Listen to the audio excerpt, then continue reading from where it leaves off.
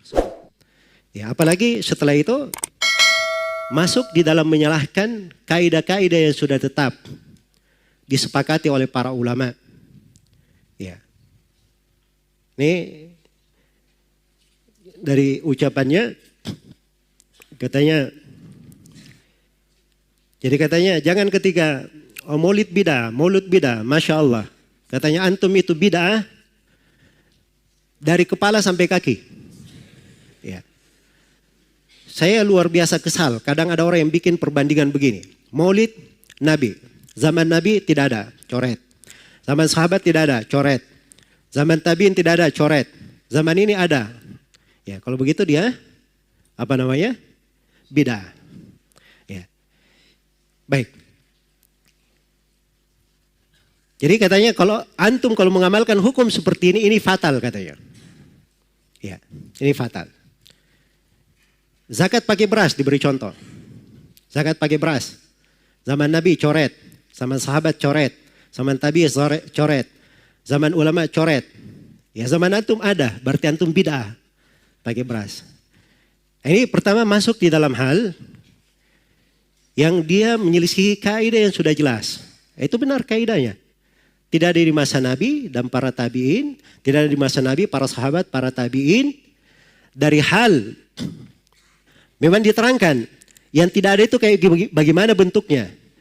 Dari hal yang di masa Nabi itu sebabnya ada. Iya. Konsekuensi hal yang menyeru untuk melakukannya itu ada dan tidak ada penghalang di masa Nabi. Yang seperti ini itu tidak bisa menjadi apa? Menjadi syariat. Pasti dia masuk ke dalam bid'ah. Ada di masa Nabi. Bisa dikerjakan. Sebabnya ada. Ya, diperlukan. Tapi tidak dilakukan oleh Nabi dan para sahabatnya, maka itu apa? Masuk di dalam bid'ah. Jelas ya? Atau hal yang ditinggalkan oleh Nabi, para sahabat, para tabiin, memang mereka sengaja meninggalkannya. Maka ini siapa yang mengerjakannya berarti dia adalah apa? Adalah bid'ah.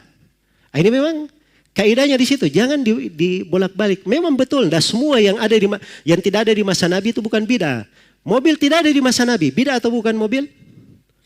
Ya, bid'ah secara bahasa, tapi secara syar'i apa? Tidak. Dia dibolehkan. Ya, jangan masuk dalam pembahasan itu. Fokus, katanya fokus. Ini keluar pembahasan. Ya. Keluar pembahasan. Jelas ya? Terus memberi contoh beras. Ini saya nggak tahu zakat apa yang diinginkan. Kalau diinginkan zakat adalah zakat hasil bumi, maka beras masuk di dalam keumuman ayat. Wa atu haqqahu yawma hasadi.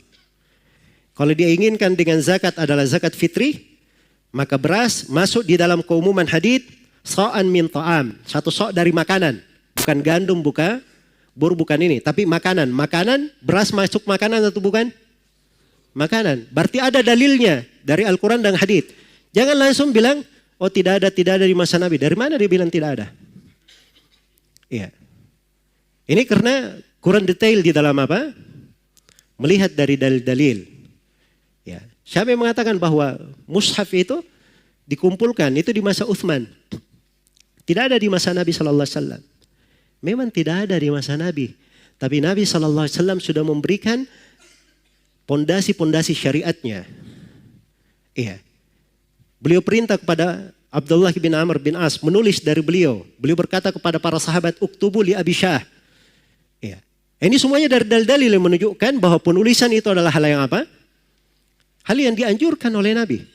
Karena itu ketika dikumpulkan, itu berjalan sesuai dengan kaidah-kaidah yang sudah diterangkan oleh Nabi sallallahu alaihi wasallam. Sama dengan sholat tarawih. Ya. Memang di masa Nabi tidak ada sholat tarawih setiap hari. Tapi sholat tarawih itu pernah dilakukan oleh Nabi. Pernah dilakukan oleh Nabi. Walaupun cuma 3 malam beliau keluar. Dan alasannya beliau tidak lakukan setiap hari ada. Karena khawatir akan diwajibkan kepada siapa? Kepada umatnya. Jadi jangan dikatakan tidak ada dalilnya. Iya.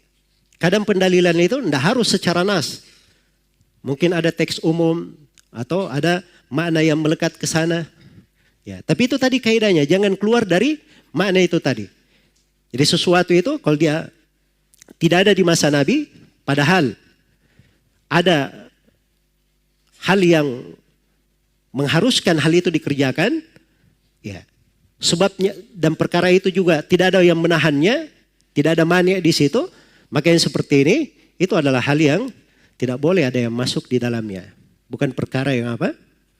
Bukan perkara yang disunnahkan. Nah, itulah pembahasan Maulid. Ya.